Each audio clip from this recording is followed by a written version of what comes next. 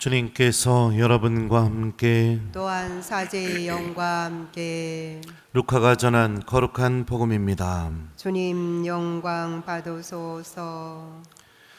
그때 예수님께서 벙어리 마귀를 쫓아내셨는데 군중 가운데 몇 사람은 저자는 마귀 우두머리 베엘제불의 힘을 빌려 마귀들을 쫓아낸다 하고 말하였다.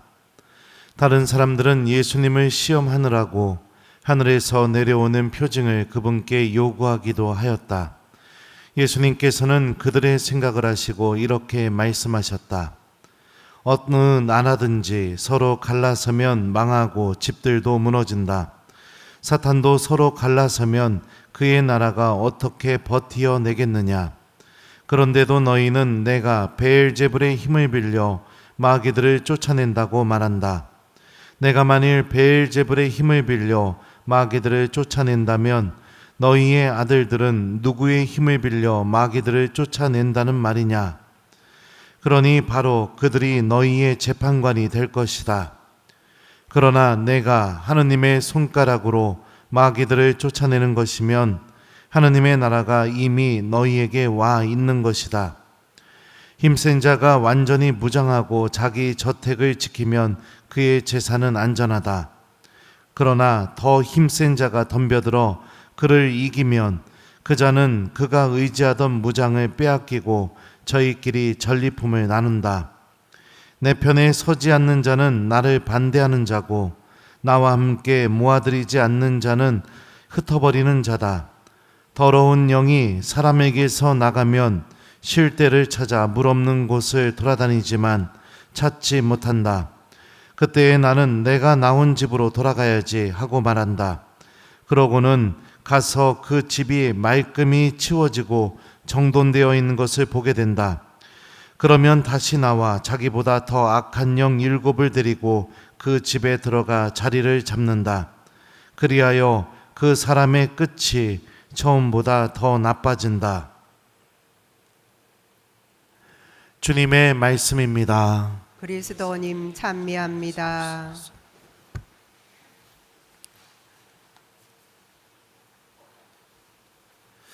오소서 성령님, 그러나 내가 하느님의 손가락으로 마귀들을 쫓아내는 것이면 하느님의 나라가 이미 너희에게 와 있는 것이다. 안녕하세요. 글자가 잘 안 보여서 안경 좀 쓸게요 이제. 아유 잘 보이네. 오늘 복음을 보면 베엘제불이라는 이 마귀 우두머리에 대한 이름이 나옵니다. 제가 한번 설명해 드렸을 거예요. 베엘제불은 이 히브리 말을 음역한 말인데 뜻은 파리떼들의 주님 또는 쓰레기들의 주님, 이런 의미를 갖고 있습니다. 이 파리들이 더러운 곳에 앉았다가 사람 손이나 무엇이 나타나면 그 더러운 곳으로 떨어져 나가죠. 그리고 난 뒤에 자신을 위협하는 게 다시 사라지게 되면 파리들은 대부분 어떻게 됩니까? 그 원래 앉았던 더러운 곳에 다시 앉게 됩니다. 이게 악이 갖고 있는 가장 강한 힘이라는 것을 상징적으로 보여주고 또 의미하는 거죠. 그러니까 고해성사하고 나서 고해성사 때 기도 안 했다고 고백하고 죄를 용서받아요. 그리고 하나님의 은총 안으로 들어가죠. 그리고 그날 저녁부터 다시 기도 안 합니다. 원래 앉아 있었던 그곳으로 다시 돌아가게 하는 거, 변화가 일어나지 않게 만드는 거. 우리가 하나님의 은총을 체험하고도 그 은총과 함께 살아가는 삶으로 살아가지 못하게 만드는 거, 이게 악이 갖고 있는 가장 최고의 큰 힘입니다. 오늘 복음을 보면 예수님께서 일으키신 기적을 바라보면서 베엘제불의 힘을 갖고서 마귀들을 쫓아낸다고 사람들이 왜곡하고 있어요. 그런데 이 사람들의 말로 인해서 예수님께서는 악이 어떤 힘을 갖고 있는지를 명확하게 우리에게 보여줍니다. 더러운 영이 사람에게서 나가면 쉴 데를 찾아 물 없는 곳을 돌아다니지만 찾지 못한다. 그때 그는 내가 나온 집으로 들어가야지 하고 말한다. 그러고는 가서 그 집이 말끔히 치워지고 정돈되어 있는 것을 보게 된다. 그러면 다시 나와 자기보다 더 악한 영 7을 데리고 그 집에 들어가 자리를 잡는다. 그리하여 그 사람의 끝이 처음보다 더 나빠진다. 이게 악이 갖고 있는 힘입니다. 하나님의 용서, 하나님의 은총, 하나님의 치유, 하나님의 은총, 뭐 이런 것들을 내가 다 체험을 했어요. 내 영혼이 깨끗해지게 되고, 그리고 나서 하나님의 사랑 안에 머물게 되게 되죠. 그러면은 악마는 어떻게 하느냐? 그런 나에게서 완전히 떨어져 나가느냐? 아니라는 겁니다. 자기보다 더 악한 영 7을 데리고 다시 나한테 온다는 거예요. 그 베엘제불이 갖고 있는 그 이름이 내 안에서 반복되게, 하나님의 은총을 체험했음에도 불구하고 다시 악으로 떨어지게, 다시 하나님과 아무 상관없는 삶으로 걸어나가게, 하나님과 함께하는 것이 나에게는 정말로 싫은 그런 상태로 떨어지게, 이게 악마가 갖고 있는 힘이죠. 악은 끊임없이 진화하고 힘을 더 키워나가고 계속해서 쳐놓은 올가미를 더 단단하게 조이고, 그래서 우리가 하나님께로 가지 못하게 우리 발목을 붙잡고 있습니다. 이게 악이 갖고 있는 힘이에요. 우리들의 삶 안에서 회개가 사라지게 만듭니다. 이 회개가 뭘까요? 여러분들 고해성사 보는 게 회개일까요? 고해성사 보는 건 회개죠. 근데 회개는 고해성사 보는 것 자체가 회개는 아니에요. 회개는 무엇이냐면 나의 삶을 하나님께, 삶의 방향을 돌려서 하나님과 함께 살아가는 삶이 계속해서 시작되는 거, 이게 회개입니다. 다시 말하면 복음이 나의 삶의 방향이 되어주고 주님의 말씀이 나의 말과 행동을 통해서 실천되면서 하루하루 살아가는 게 회개인 겁니다. 하루 이 모든 게 회개인 거예요. 주일미사 빠져서, 고해성사 때 주일미사 빠졌습니다. 한번 딱 성사 보고 나서 고해소 나오는 순간 회개가 끝났냐? 아닙니다.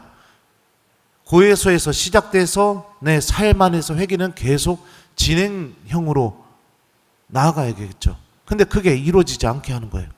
베엘제불처럼 죄에서 떨어졌지만 고해성사를 통해서 다시 그 죄로 돌아가게, 악에서 떨어져 나왔지만 다시 그 악으로 돌아가게, 어둠에서 빠져나왔지만 다시 그 어둠으로 돌아가게, 이게 끊임없이 악마가 우리 안에서 일으키는 힘입니다. 그 예수님께서 루카복음에서 작은 아들과 큰 아들 이야기를 해줍니다. 그 여러분들 기억나실 거예요. 작은 아들이 아버지 재산 다 팔아가지고 가지고 와서 다 탕진하고 돌아왔을 때 항상 아버지 곁에 있었던 큰 아들은 아버지에게 이렇게 말했습니다. 보십시오. 저는 여러 해 동안 종처럼 아버지를 섬기며 아버지의 명을 한 번도 어기지 않았습니다. 이러한 저에게 아버지는 친구들과 즐기라고 염소 한 마리 주신 적이 없습니다. 그런데 창녀들과 어울려 아버지의 가산을 들어먹은 저 아들이 오니까 살찐 송아지를 잡아주시는군요. 이 큰아들은 누구를 상징할까요? 언제나 하느님 곁에 머물고 있는 신앙인을 상징합니다. 근데 신앙생활이 뭐처럼 느껴져요? 종처럼 살아가는 삶처럼 느껴진 거면 기쁨도 없는 거예요. 버거운 거예요. 그냥 내가 다 종처럼 그냥 다 해야 하는 일로만 느껴지는 겁니다. 그리고 어떻게 해요? 이러한 저에게 아버지는 친구들과 즐기라고 염소 한 마리 주신 적이 없습니다. 아버지의 사랑, 아버지의 은총, 아버지의 마음 하나도 느껴지지 않는 겁니다. 옆에 같이 있는데 그냥 나는 종처럼 신앙생활하고 있는 거예요.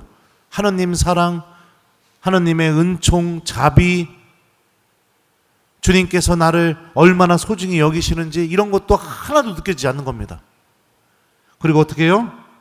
아버지의 가산을 들어먹은 저 아들이 오니까 살찐 송아지를 잡아주시는군요. 하느님의 모든 선택이 다 불만인 거예요. 회개하는 죄인들을 바라보면서도 하느님과 함께 기뻐하지 못하는 겁니다. 누구를 상징할까요? 하느님 곁에 항상 있으면서 회개하는 법을 잃어버린 모든 신앙인을 상징하고 있는 거죠. 회개하는 법을 잃어버린 모든 신앙인. 기도했으니까, 미사 드렸으니까 그 이상도 그 이하도 없는 겁니다. 하느님과 그 어떤 은총의 교감, 주님의 사랑을 체험하는 그런 신앙생활, 나의 삶이 하루하루 변화되고 바뀌어 나가는 그런 신앙생활, 그런 거 하나도 없는 거예요. 멈춰버린 겁니다. 정지, 멈춰버림. 10년 전이나 지금이나 똑같아요. 아침에 일어나서 기도하고 끝. 자기 전에 기도하고 끝. 그러면은 내가 어떤 말을 하고 다녔던, 어떤 행동을 하고 다녔던 아무 잘못이 없다고 느껴지는 겁니다. 회개가 멈춰버린 신앙인의 모습인 거죠. 조심하십시오. 주님께서 말씀하셨습니다. 힘센 자가 완전히 무장하고 자기 저택을 지키면 그의 재산은 안전하다. 그러나 더 힘센 자가 덤벼들어 그를 이기면 그 자는 그가 의지하던 무장을 빼앗고 저희끼리 전리품을 나눈다. 악마는 더 힘센 자로 계속 다가오게 됩니다. 고해성사 볼 때마다 진화합니다. 더 힘센 자로. 그래서 하느님의 은총에 무뎌지게 만들고 내 영혼이 죽어버린 것처럼 그렇게 느끼게 만듭니다. 미사는 끊임없이 오지만 아무 체험이 없습니다. 복음은 끊임없이 듣지만 복음 선포가 내 안에서 이루어지지 않게 됩니다. 기도는 끊임없이 하고 있지만 하느님과 일치하는 시간은 전혀 그 체험도 느껴지지 않습니다. 내 안에서 하나님의 은총 안에 머무는 모든 길을 어둠으로 바꿔버리고 바라보지 못하게 만듭니다. 회개해야 됩니다. 회개는 여러분들 죄를 고백하는 것, 그것으로 끝나는 것이 아닙니다. 하느님과 함께 살아가는 삶이 시작되는 게 회개입니다.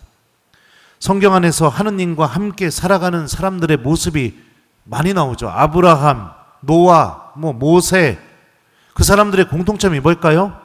성경은 그들을 바라보면서 하느님과 함께 살아갔다 이렇게 얘기해요. 근데 그들의 공통점이 뭐예요? 주님이 말씀하신 것을 그대로 마음으로 간직하고 실천으로 옮기는 것. 이게 하느님과 함께 살아가는 삶입니다. 주님께서 말씀하시죠. 내 편에 서지 않는 자는 나를 반대하는 자고 나와 함께 모아들이지 않는 자는 흩어버리는 자다.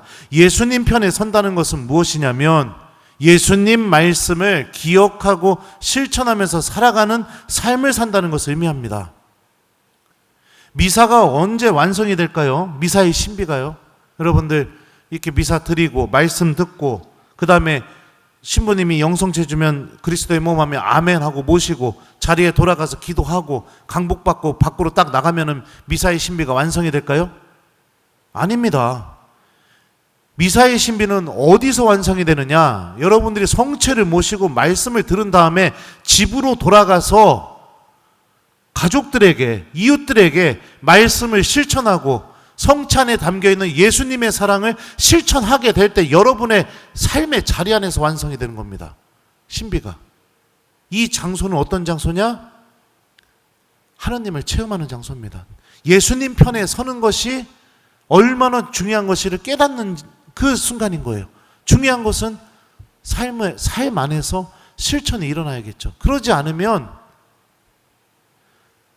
우리는 이 작은 아들과 큰 아들의 비유 이야기처럼 아버지 곁에는 항상 머물고 있었지만 종처럼 신앙생활하고 있고 하느님께서 주시는 은총과 기쁨, 사랑 이 모든 게 무엇인지 하나도 느껴지지 않고 있고 하나님의 모든 선택들이 다 불만처럼 느껴지는 그런 불행한 신앙인이 됩니다. 일독서 말씀도 볼까요? 너희는 단식을 선포하고 거룩한 집회를 소집하여라.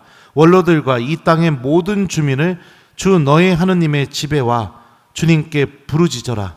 아, 그날 정령 주님의 날이 가까웠다. 전능하신 분께서 보내신 파멸이 들이닥치듯 다가온다.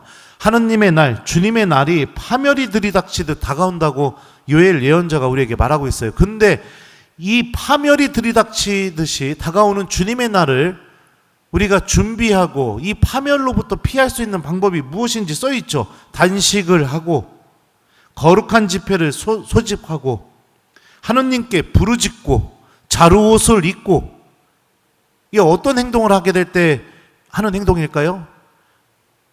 구약성경 읽어보시면요. 회개할 때 하는 행동이에요. 인간이.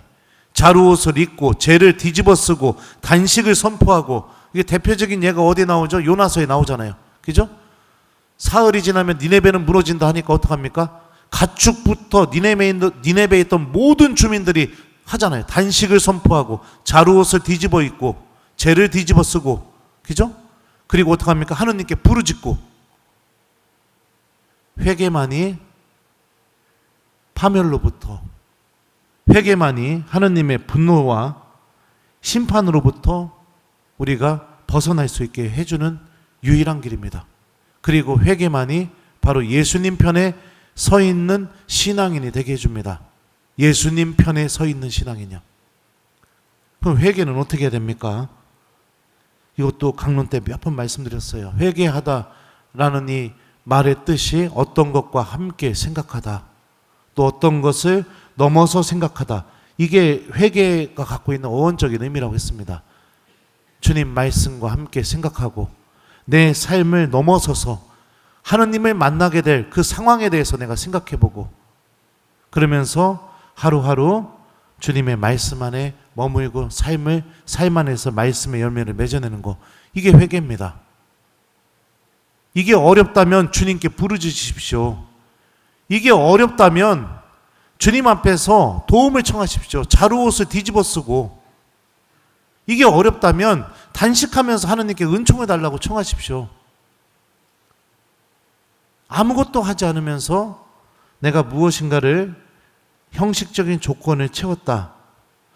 예, 물론 그 조건을 채우는 것도 하느님 곁에 머물게 해주는 힘을 갖고 있지만, 예, 악은 너무나 교묘하고 너무나 힘이 세기 때문에 그 형식적으로 머무는 그 우리들의 신앙생활의 가장 기본적인 틀, 그 틀 안에서도 하느님을 잃어버리게 만드는 그런 일들을 악은 꾸미고 있습니다.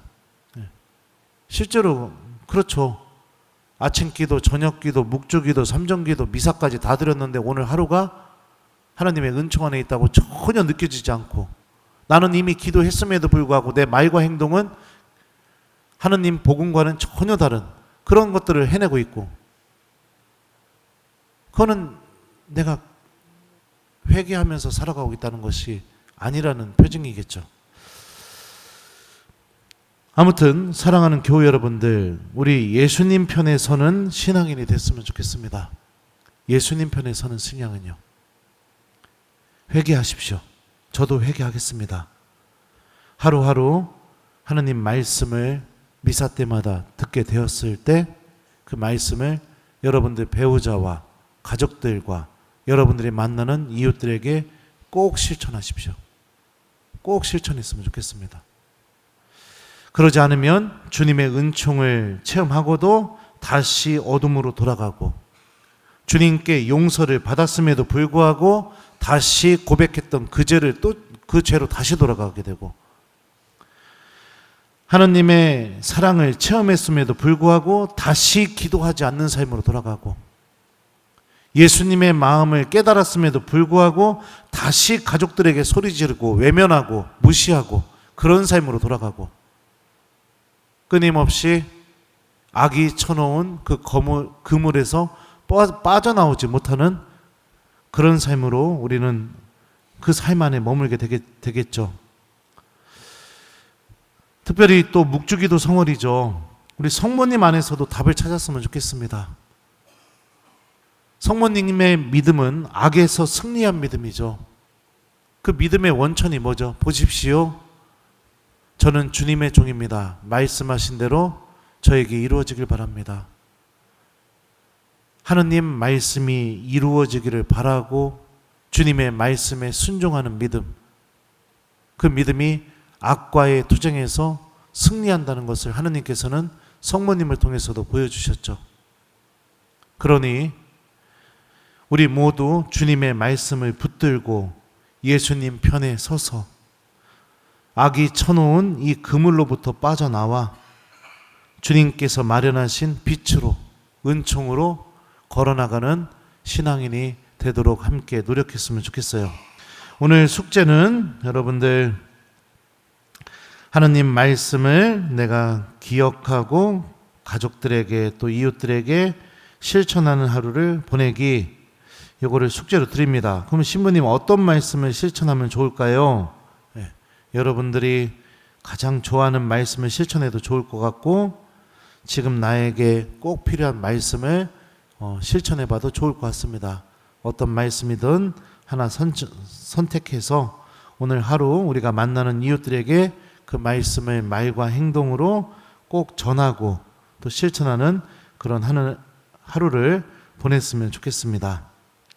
내 편에 서지 않는 자는 나를 반대하는 자고 나와 함께 모아들이지 않는 자는 흩어버리는 자다. 아멘.